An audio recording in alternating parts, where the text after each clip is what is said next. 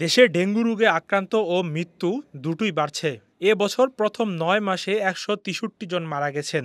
এর মধ্যে শুধু গত সেপ্টেম্বরেই মারা গেছেন ৮০ জন। আক্রান্ত মানুষের সংখ্যাও বৃদ্ধি পাচ্ছে প্রতিনিয়ত। ডেঙ্গুতে শিশুরাই আক্রান্ত হচ্ছে বেশি।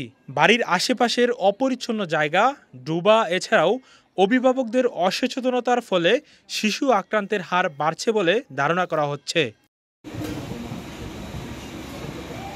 স্বাস্থ্য অধিদপ্তরের হিসেবে চলতি বছরের শুরু থেকে সেপ্টেম্বর মাস পর্যন্ত দেশে ডেঙ্গু আক্রান্ত হয়েছিল ৩০,৯৩৮ জন।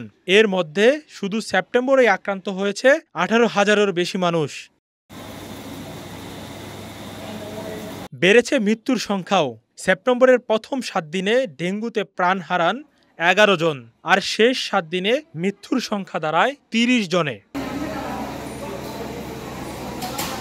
জনস্বাস্থ্যবিদরা বলছেন, জুলাই ও আগস্ট মাসে ছাত্র জনতার অভ্যুত্থানের কারণে ডেঙ্গু নিয়ন্ত্রণ সংক্রান্ত কাজগুলো মুখ থুবড়ে পড়েছিল, ফলে এডিস মশার বিস্তার বেড়েছে।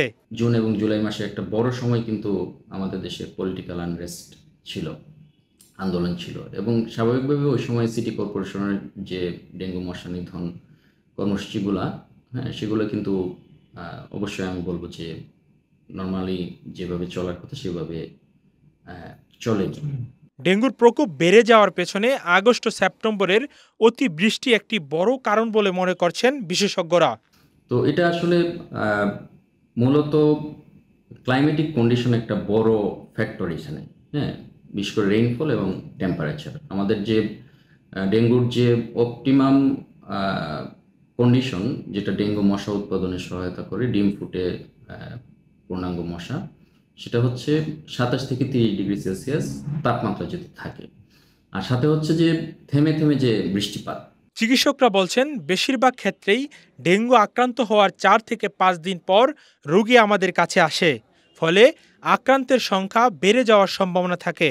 রোগী কিন্তু হাসপাতালে আসে প্রথম দিন নয়, রোগী আসে চতুর্থ পঞ্চম দিন, বা দেখে যে তার জ্বরটা কন্ট্রোল হচ্ছে না এবং জ্বরের সাথে অন্যান্য উপসর্গ, যেগুলোকে আমরা বলি ওয়ার্নিং সাইন, এগুলো যখন তৈরি হয়। কিন্তু ইনফেক্টিভ পিরিয়ড, যখন এডিস মশা কামড়াচ্ছে, এডিস মশা কামড়ানোর পরে যখন রোগ আক্রান্ত হয়ে যায়, প্রথম ৪-৫ দিন হচ্ছে গিয়ে ইনফেক্টিভ পিরিয়ড। এই সময় রোগীকে যদি একটি এডিস মশা কামড়িয়ে আরেকজনকে কামড়ায়, তাহলেই কিন্তু রোগটা ছড়ায়। তো ওই সময় রোগী কিন্তু থাকছে তার বাসায় এবং সে রোগটাকে ছড়াচ্ছে, এবং এই ছড়ানোর সময়টা যখন হচ্ছে, ওই সময় তার সেই সচেতনতার জায়গা এবং প্রতিরোধমূলক ব্যবস্থার জায়গা, যেটাকে মশারি টানানো। এবং আরেকটি গুরুত্বপূর্ণ বিষয় হচ্ছে, এডিস মশা কিন্তু দিনের বেলা কামড়ায়। এডিস মশা বর্তমানে বলবো যে রাতের কামড়ানো চাইতে দিনের কামড়ানো বা অন্ধকার অবস্থায় কামড়ানোর প্রবণতাটা একটু বেশি। ডেঙ্গু আক্রান্ত থেকে রক্ষার জন্য ব্যক্তি সতর্কতা খুবই গুরুত্বপূর্ণ। নিজ উদ্যোগে সচেতন হলে আক্রান্ত হওয়ার সম্ভাবনা কমবে বলে আশা করা যায়। মানে এখানে পার্সোনাল কিছু দায়িত্ব আছে, যেটা অন্য কেউ পালন করে দিতে পারবে না, ব্যক্তিকেই পালন করতে হবে। যেমন আমি ঘুমানোর সময় মশারি টানাই না। আমি ডেঙ্গুতে আক্রান্ত অনেকের সাথে আমার কথা হয়েছে, তারা বললো যে তারা মশারি টানায় না। এখন এই বিষয়টা তো একবারে পার্সোনাল বিষয়।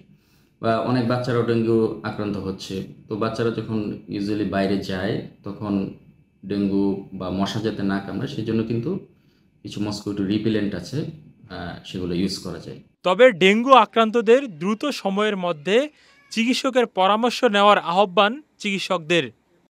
মাহবুব ইসলাম, সাম্প্রতিক দেশকাল।